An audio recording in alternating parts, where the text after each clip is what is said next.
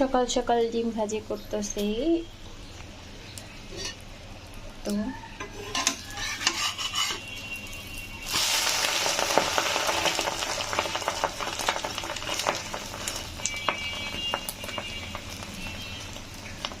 আমি ঘুম থেকে উঠে ভাত রান্না করি, তারপরে সবকিছু করি। আজকে রান্না করব আমি ডিম, মাছ,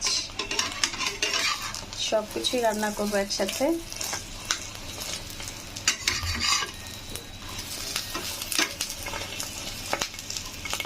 ডিমটা হয়ে যাক, আর সাথে আমি মাছ ভিজিয়েছি।